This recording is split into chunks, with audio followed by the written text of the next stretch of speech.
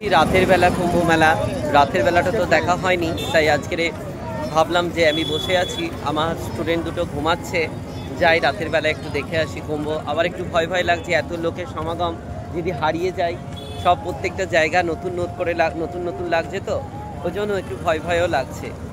কিন্তু চতুর্দিক সুন্দর আলোয়, একবারে আলোয় আলোকিত হয়ে উঠেছে, এত সুন্দর লাগছে না, মানে বলার কথা না। সত্যি ত্রিবেণী সঙ্গম এত সুন্দর সাজিয়েছে। দেখুন, আমি পাপ পুণ্য কিছু বুঝি না, কারণ এগুলো তো চোখে দেখা যায় না। যে আমি গঙ্গা স্নান করলাম বলে, ত্রিবেণী সঙ্গমে স্নান করলাম বলে যে আমার সমস্ত পাপ ধুয়ে গেল, এটা বিশ্বাস করি না। আমি এসেছি সম্পূর্ণ অখণ্ড ভারতভূমিকে দেখতে, যে অখণ্ড ভারতভূমিতে সমস্ত ধনী দরিদ্র সবাই এক হয়ে গেছে। কারণ সেখানে মানুষের কোনো ভেদাভেদ নেই। যেখানে কোটিপতি মানুষও যে জলে স্নান করছে, আবার সেই জলে দরিদ্র মানুষও স্নান করছে। তাই এই এক হয়ে যাওয়া ভারতভূমির এক ইতিহাস আমি সাক্ষী রাখার জন্য এসেছি এই প্রয়াগরাজ তীর্থে।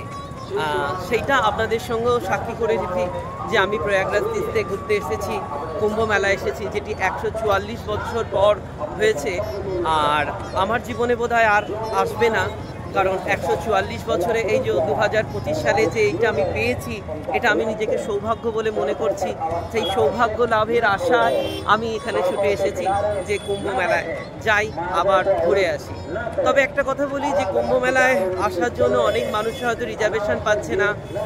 বাসের টিকিট অনেক, যেখানে 3000, 4000, 4500 বলছে। সাধারণ মানুষের পক্ষে সেটা সম্ভবপর নয়, কিন্তু আমি সামান্য 250 টাকা দিয়ে চলে এসেছি একেবারে এই তীর্থরাজ প্রয়াগে। এবং আসার সময় ট্রেনের সিট পেয়েছি, আর যাওয়ারটা তো আমি এখনো জানি না, যাইনি, বলবো আবার। তো খুব ভালো এসেছি, ভীষণ ভালো ঘুরেছি, আর স্বর্গীয় অনুভূতি পেয়েছি। এর আগে ভিডিওতে আপনাদের বলেছি যে স্বর্গীয় অনুভূতিও পেয়েছি মহাকুম্ভে এসে।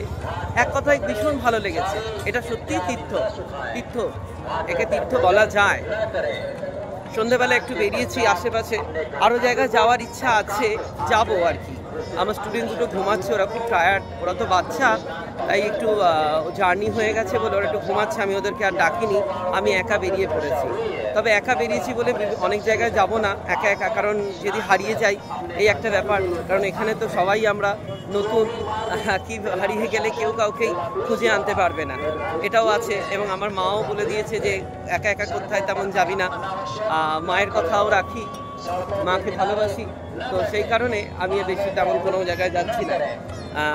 এই আশেপাশেই ঘুরছি, ত্রিবেণী সঙ্গমের আশেপাশে সন্ধ্যাবেলা ঘুরছি, এবং আপনাদের সঙ্গেও কিছু আমার অনুভূতিটাকে শেয়ার করছি যে কেমন লাগে সন্ধ্যাবেলার এই কুম্ভ মেলার, কি বলবো, অমৃতময় এক সন্ধ্যা কেমন লাগে, সেই অনুভূতিও আপনাদের সঙ্গে শেয়ার করে নিচ্ছি।